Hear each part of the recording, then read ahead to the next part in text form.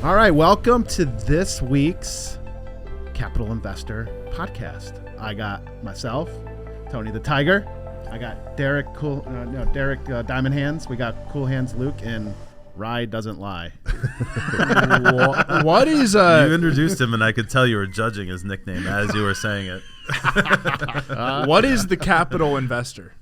It's not the socialist investor. Capitalist. Capitalist investor. That's all right. But it's all right. We'll rock and roll with it. Yeah, we're one take. I mean, here. at the end of the day, capitalist, same thing, full very of stuff similar. right now, and I forget those kind of things. You're still thinking about Justin Bieber from last week? I've been rocking a pleasure, JB. yes. I've been rocking a JB on my way to work every morning. Joe Put me in a good Biden mood. or Justin Bieber? Which Joe one? Biden? Or? Oh, not Joe Biden. Okay. That I've been not rocking with that for a long time. All right. All right. Today we are going to be talking about the last couple of weeks. We've been talking about how the jobs market is, possibly cooling down, and now we're talking about it heating up again. So what does that mean? Where's it going? Where are these jobs being replaced, and what's going on? Sometime this week, McCarthy, Speaker of the House, is going to be sitting down with his boy, Joe Biden. They're going to be talking about things like Social Security, Medicare, entitlements, all that fun stuff, and how they're going to taper this wild spending going on in D.C. And then we're going to hit everyone's favorite topic, ESG investing. So, socially, or what is it? Environmental, social, right? Governance, socially responsible investing, ESG investing. Like, what's the difference? What's going on? Why is this in the news all of a sudden? And we're going to be chatting about that. So, all right, let's get started. Number one. All right, we've been talking a lot about the job market. We've been pretty not very optimistic about the future of the labor market, considering that the Federal Reserve's trying to break the labor market. We're talking about technology, jobs, Apple, Amazon, all these big companies laying off workers. Well, we kind of, are contradicting ourselves talking about this topic because the labor market's actually being pretty strong when it comes to small business. So small business is actually holding up the labor market, even though larger companies are seeing a lot of headwinds ahead and laying off a ton of workers. So what I see is that a lot of these big tech companies, a lot of these big names, got very inefficient, and they hired too many people, were overpaying a lot of people. Yeah, like masseuses and things like that. I mean, did you see like the TikTok video of like the Google employee, like you said, the masseuse? Yeah. The 5-star breakfast, lunch, and dinners, like the sleep nap pods that they had in Silicon Valley. Like that's insane, right? So there had to be a lot of excess taken out of the system there, but small businesses were the ones that have hurt and felt the brunt of the pain the past couple of years, and they're looking to still hire. What are you guys' thoughts on that? They haven't been able to fill those voids, and now those voids are coming from the top companies. Like they overhired, and that's fine. They have the ability, they have the revenue to do that, right? And now they're going to start looking at cutting costs because maybe it's just a precursor to, are we going in a recession? Are they preparing? You hear a lot of companies talking about anywhere to 10 to 15% layoffs. That could just be the top, and I think that there's just been an appetite for high quality workers in the small business world. And we're going to find out. Interestingly, we're talking layoffs. The last batch of layoffs, pretty much everyone is laying off on a corporate level, it seems like, when you listen to the earnings calls and earnings season. But after this last round, I mean, functionally all of the job growth that Biden champions, our economy's in a great place, all of that job growth now is pretty much from small businesses. So, the corporate, they're kind of sideways since the pandemic, and small businesses really like buoyed the job market, and it plays into the inflation kind of discussion too, and it's stayed resilient. You mentioned they're still looking for talent. I mean, 4 out of 5 job openings today are with small businesses. So is that a good thing though? Because that's going to maybe require the Fed to show a little bit more resolve on the inflation front. Wage growth is going to be one of the primary drivers of inflation. Small business is the heartbeat of America. If this article from the Wall Street Journal is true and that they're still trying to fill those voids, then maybe the Fed does have some work to do to squash the inflation. Because if let's say those jobs came from Google and they overpaid, well, they were even they've been on that job for a year, they're still used to making that higher wage, and they're going to expect the small business to get to, if not beat, what they were making before. I don't know. Well, Is this kind of like nature healing itself? yes, it is. Go ahead. Yeah. You are 100% right.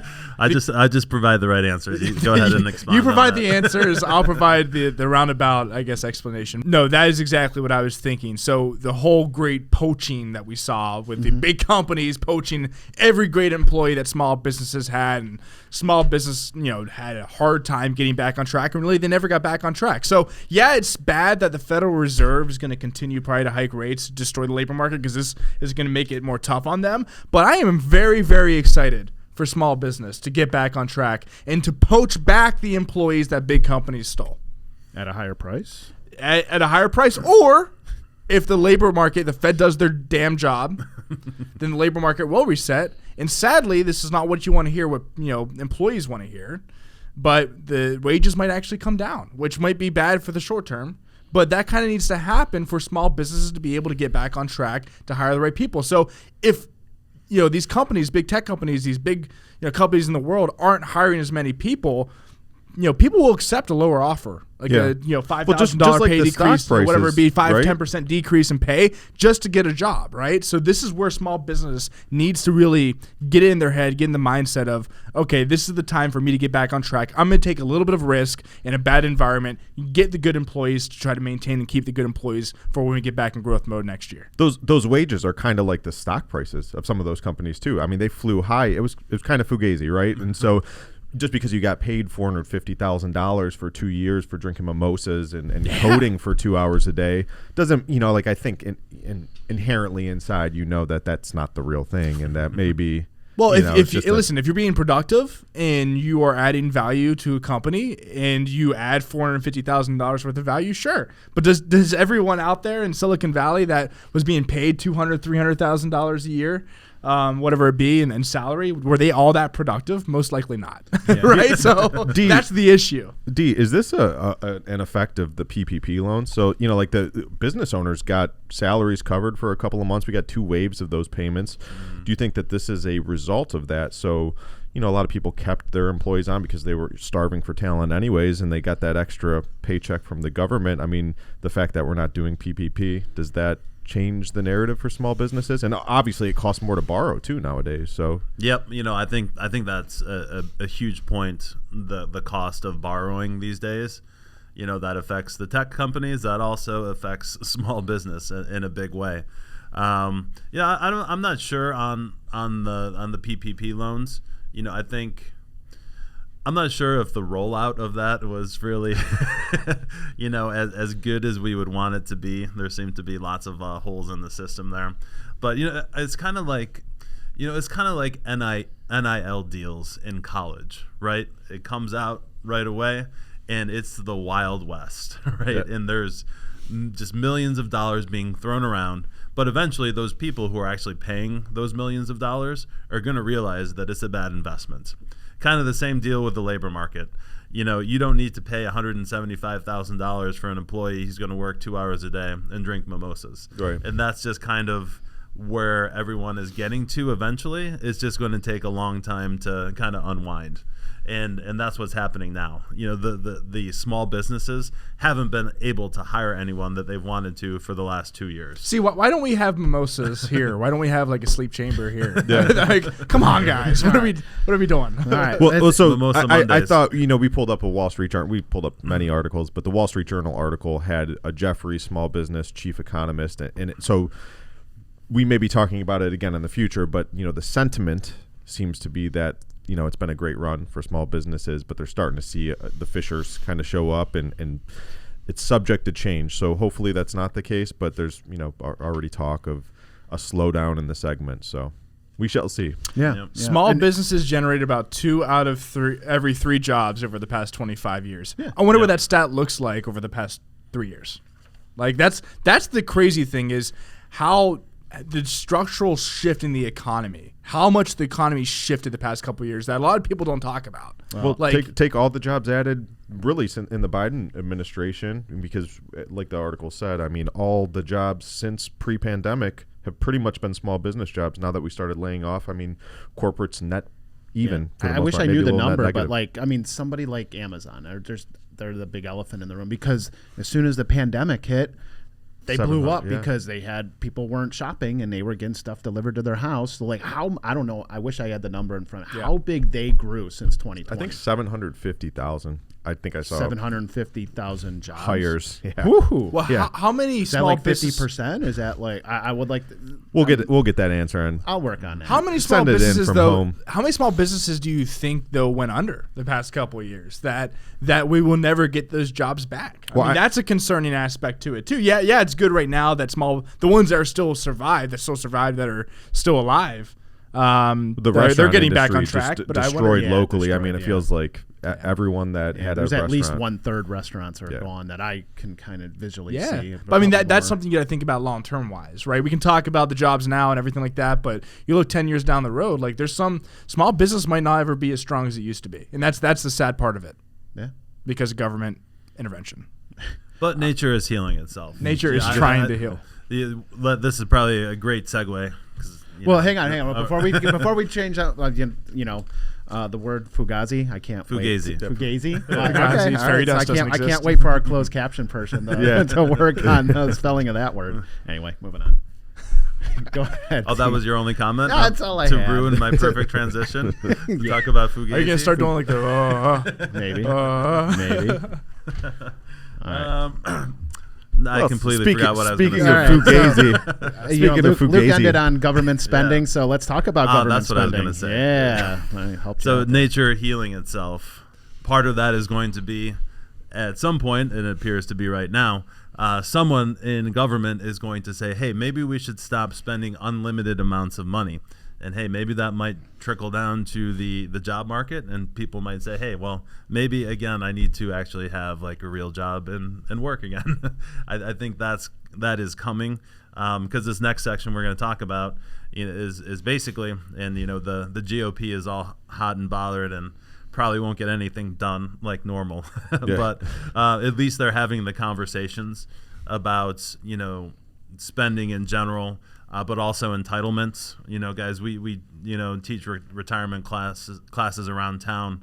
I remember starting, when I started doing those things, I think, the Social Security Trust Fund was going to run out. I think that number was about 2043 when I started doing it. Right. And now that number is down to about 2034. Yeah. So And basically, the trust fund's going to run out in 9 years. Yeah, and I keep on saying, like, when I started teaching these classes 15-ish years ago, that number was far away, and as I get older, that number's getting closer to me. Like, it is rapidly coming, two freight trains coming at it. I'm getting older, and that number's shrinking. Well, maybe, and I actually mentioned this on Cavuto appearance last week. He asked me something about government spending, and we the 401k or the pension plans, right? They kind of the pension plans put all the risk on the employer for the employee, and that's essentially what the government's trying to do.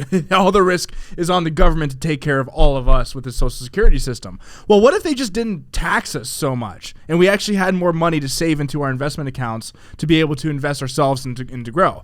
That would be more beneficial as a long-term solution for myself or for most people that are younger, right? Well, the problem is Tony's shaking his head over there. well, the problem is that we are so now reliant on the government to do everything for us that we don't think that it's necessary to educate ourselves necessarily on the financial world. A lot of people aren't educated on the financial world, right? That's the reason why the government has Social Security. Well, that could be the problem, by the way. Tony pretty much wrote the book when it comes to those classes, and number one is procrastination. People don't save. I mean, you're pretty much forced to save these days, and people still chronically undersave. So I appreciate, I totally agree with the less taxation comment, but I don't know if that solves the problem. I get it, but if $100 shows up in my my wallet this week, guess what? Poof, gone. NFTs. NFTs. Gotta Yes. get those Trump Well, so it's funny that we started off with social because McCarthy, Republicans don't want to talk about entitlements because that Obama will beat him over the head come campaign season. Biden will beat him over the head about wanting to take Social Security from vulnerable seniors and people with disabilities. So McCarthy got out front and said, hey,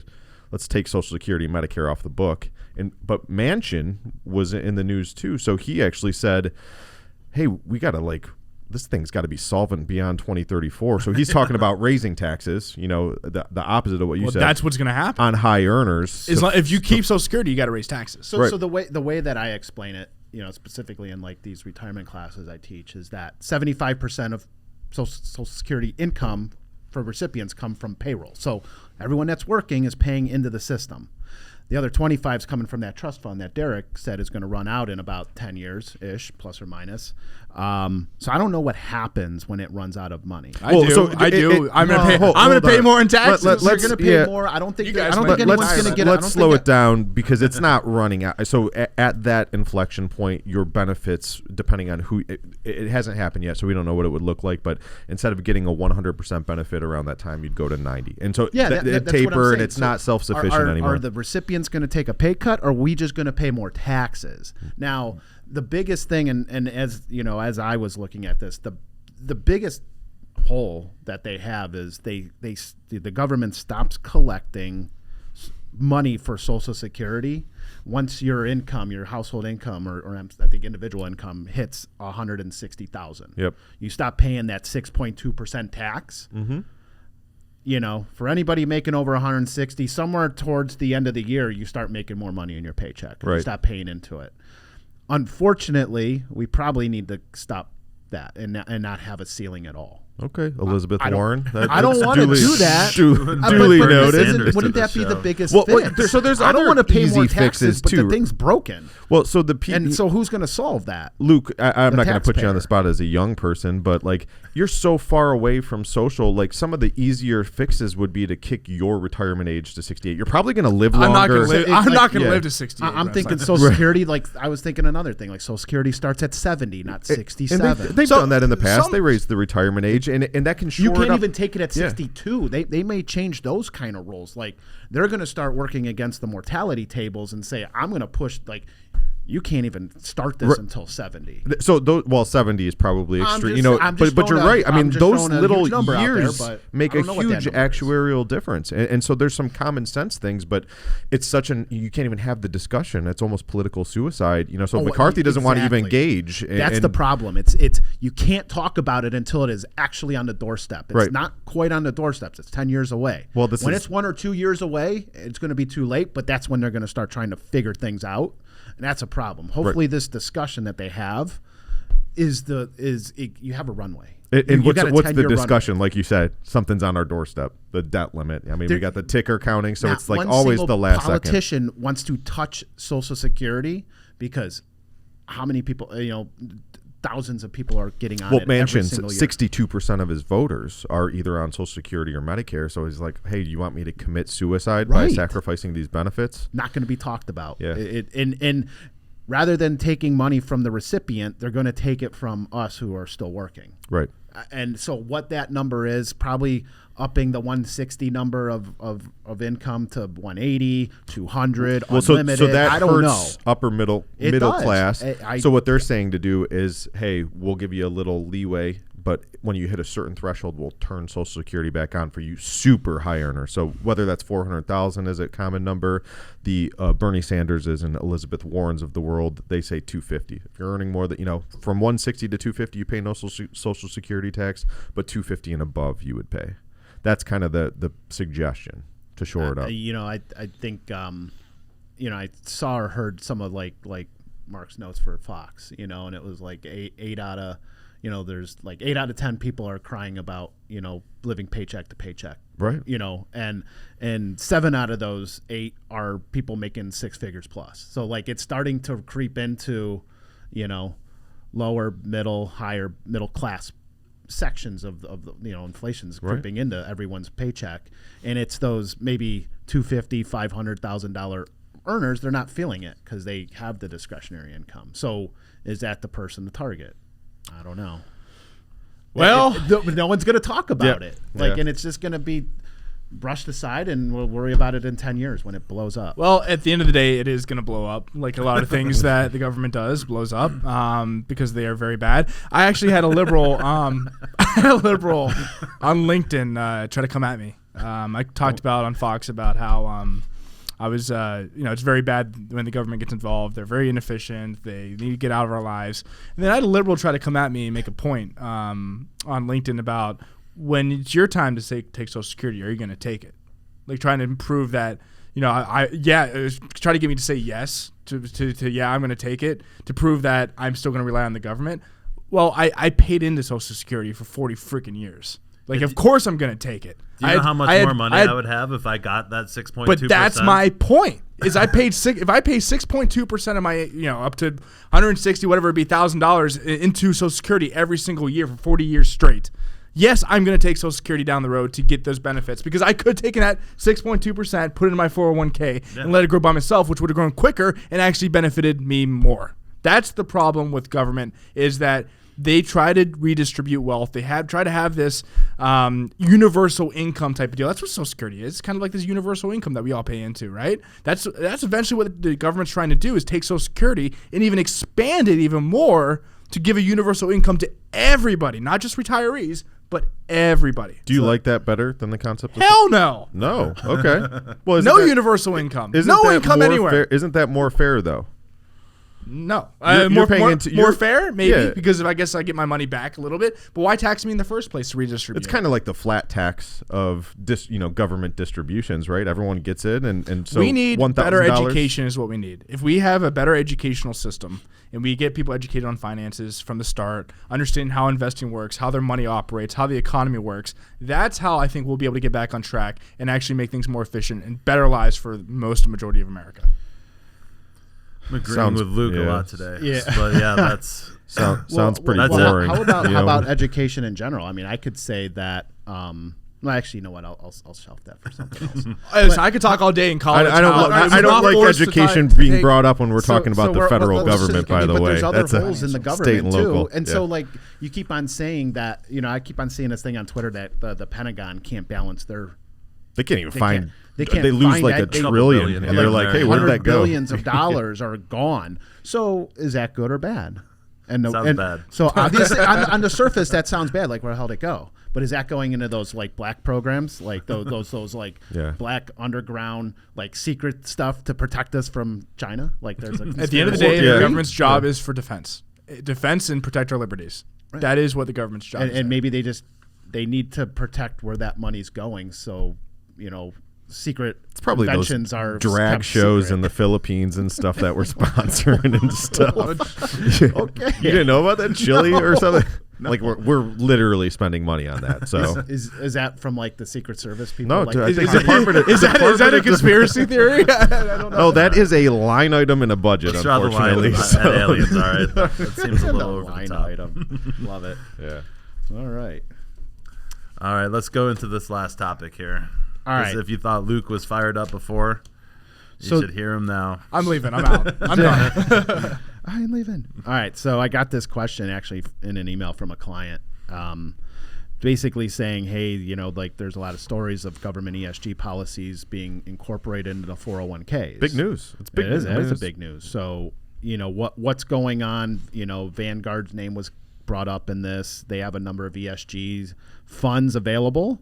Does that mean that like all of their funds are transitioning to that? Are they always going to have a non-ESG kind of fund? So let's just start from the ground floor. What is ESG, Ryan? I think you had you were educating us a little bit before the podcast. You know a ton about it. So not because I like it though. You're framing it like I'm an ESG guy. No, so you're just a nerd. Yeah. I'll wear that nicely. But anyway, so socially responsible investing used to be a thing back in the day. And the premise was if you were uncomfortable investing in things that you didn't agree with, alcohol, gambling, drugs, perhaps, you could exclude that from your portfolio. But the premise, by excluding, you're lowering your diversification and potentially lowering your returns. ESG kind of popped up about 10 years ago. So socially responsible investing is different than ESG? In theory. But okay. There's many similarities. So ESG is, like we said earlier, environmental, societal, and governance. So environmental, are you working towards a green fuel, lowering carbon, renewable energy? Right. Societal, are you kind of the woke agenda? I hate to simplify it, but are you working for the betterment of society according to those kind of guidelines? And then So governance. socialism versus Are you improving the world? Yeah. Well, capitalism can improve the world. Capitalism to a good has pace. improved Yeah. the world every single moment of everyone's lives. But that's a great question because I'd say the underlying theme with the S is to be like a friendlier capitalism. Capitalism is the enemy, and it can excludes a big portion of the population. So in that S, the societal, we all know what the woke agenda kind of pushes. It's that. Mm-hmm. So G is governance, and this one, there's some statistics to back this one up. Are you a diversified company? Do you have women on the board? Sometimes that can be a good thing, right? To get a and I know you perspective. threw out there, for example, like Berkshire. Yeah, so Berkshire is a no-no for a lot of these ESG funds because their board, their leadership is, they're white guys that are averaging about 98 years of age. So the old white, possible. They're not included.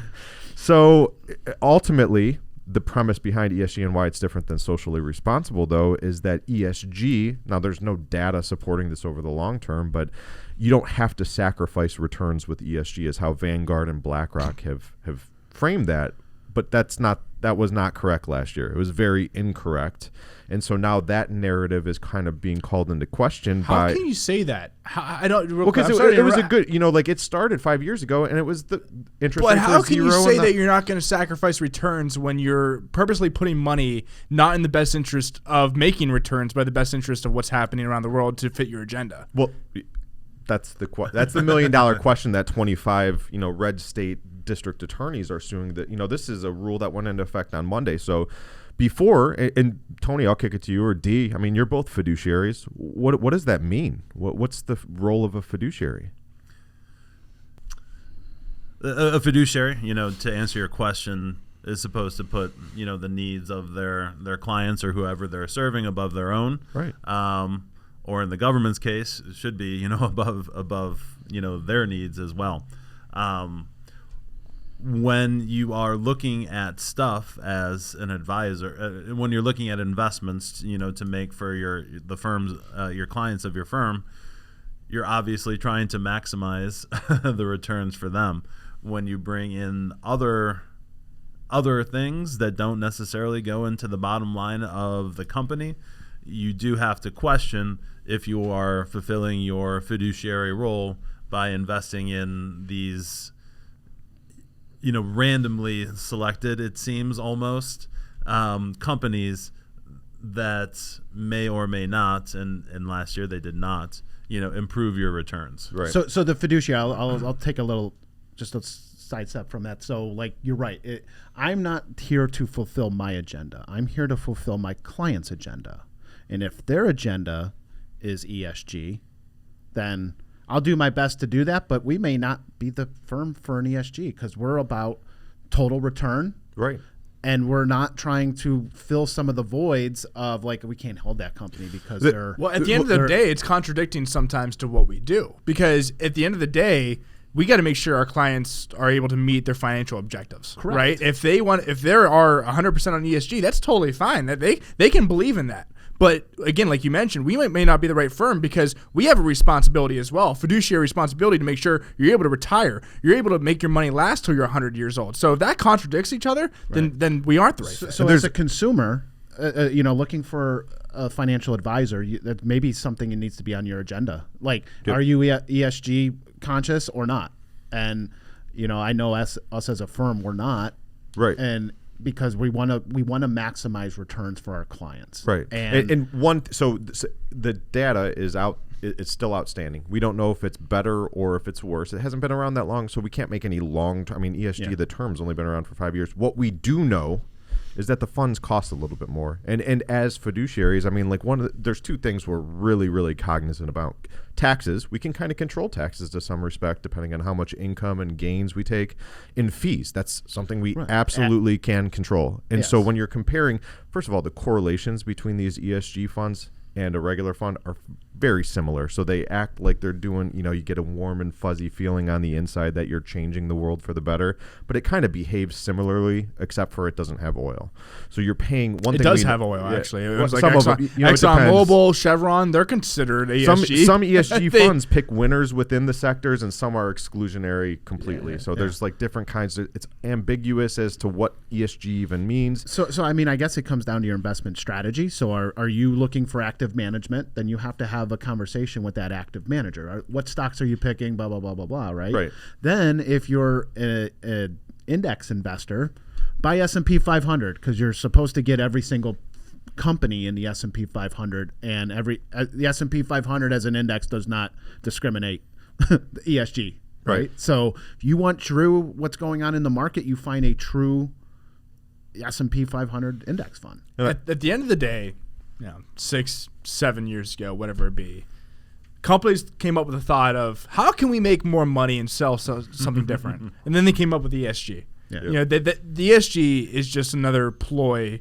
to sound like you're doing something different, to resonate with a certain niche, certain crowd, to try to get more assets to make more money. I mean, in my opinion, that's what it is, right? Like you said, there's higher fees for these socially responsible funds and Vanguard ESG and funds. BlackRock. I mean, Vanguard, there was fee compression. They were the guys that got down to 2 basis points per ETF, and now these ESG ones offer them, 18 to 20 more bips. I mean, per. Which ESG fund's going to get rid of Tesla because he does not align? We've got our top with 20 ESG holdings in Vanguards. So we're looking at them here. Apple, like they'll employ. First of all, they say nothing about China ever. They'll shut down the protests. They've got people jumping off the roof. We got Alphabet. I mean, they're in cahoots with China more than they are with the United States. Tesla, run by a white nationalist. Meta Platforms. It's the one thing everyone in America can agree on is that they don't like Mark Zuckerberg or Facebook for the most part, right? I mean, it's like our common unifying theme. Pfizer, some people that have some vaccine questions. Bank of America, $250 million deceptive sales practices. Coca-Cola sells sugar water. We're the most obese people in the history of the universe. I mean, love you so much. I love all those companies too, but I'm just hypothetically, what they is sell the Diet screen? Coke, right? Yeah, nothing like I'm a HTC. big fan of Diet Dr. Pepper, man. It tastes just like regular Sucralose, Dr. Pepper. cancer. But anyways, You're on a roll. Let's get the ball. Put some so- butter on that roll. But so what is the screen? Is the funny? It's funny to me, is lens you look Alphabet at through, really the company that we should hold up? They'll sell your data for a nickel to anyone. It's like, I don't know. So let's take this a step further. We want to go further. Is this the first step to the government telling you what you have to invest in? Well, how about let me flip it to you. Let me ask your what if question. you don't Another reverse? question. I just made a bunch of jokes. What if you don't like China? And I said, like, hey, They you have an really they have think you an should emerging invest market in ETF China? without China. I Yeah. know that So for sure. should we accommodate the client if they have these social beliefs? I mean, is that a bad thing? If you believe in climate change, cool. ESG, you should be able to invest in that, right? In your retirement account. What about the other side of the equation? What if you don't like Mark Zuckerberg? Should there be a fund for you? And should your advisor be able to recommend that you don't own Facebook? If you're ESG, you don't even think about owning international emerging market because they don't care about pollution. Right. But no one even talks about that. Right. But then, Yeah, and then that's let's talk about the absolutely correct. multinationals that have businesses in all these emerging marketplaces that don't have maybe the stringent guidelines they do here in the United States for emissions and stuff. Right. So I mean, how deep you want to go? Right. So yeah, I think you had it right a few minutes ago. It's I wouldn't mind paying a little bit more, to be socially responsible. To think you're being social. Would you think, and that's really the point. Are they really more socially responsible, or are they just paying someone off to get the label of being more socially responsible? At the end of the day, people want to feel like they're making a difference. They're doing something better for whatever it is. But the problem is that they don't dig deep enough and realize that sometimes they aren't. They're actually sometimes making things worse. Yep. Well, one of the other things that's important, I think, to discuss is Vanguard, BlackRock, these behemoths of the investment world, they're kind of using proxy voting. That when you invest in an ETF, they get to vote for for board members of these companies. And so they've been pretty activist with taking the voting power from non-ESG funds and then electing people that kind of have an ESG outlook to the boards of, say, a Chevron or really all companies. I mean, they have huge voting power. So that's another, is that good for capitalism? Well, if you Is take that a good look for Chevron, though? Sorry to interrupt No, you're you. good. But putting people on the board that are basically opposing your business, What is was that that- good for shareholder value? What was that one company that the board ran over by an activist company? Well, Like, was it like Fire 88 or something like that? Engine number one. Yeah, I think. yeah, something like that, yeah. That was Chevron, Exxon. Yeah. We'll check the tape on that one. Right. But that, I mean, that's two board members that are pushing a renewable agenda at a big oil company. So again, whose interest is that in? Well, that's the problem when you get the BlackRocks, Vanguards of the world that are so big. If you look at any filing for ownership in a company, like the Vanguard and BlackRock will be the top two, like almost all the time, outside of the founding CEO.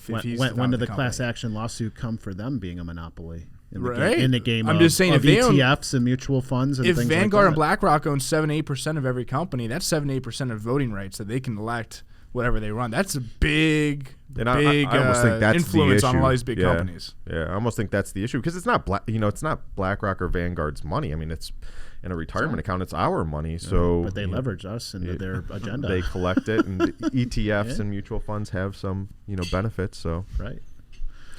Man, that was a good topic. I like that. I'm fired That's up. fun. I'm not Yeah. gonna be able to sleep tonight. All right, man. Well, then come up with. You got anything canceled this week? I mean, other That than was canceled. was We're canceling. canceled. We're canceling yeah, ESG. yeah. We're ESG. canceling ESGs. Okay, because Well, they seem like specifically they're coming at us. Specifically, the lawsuit that was brought up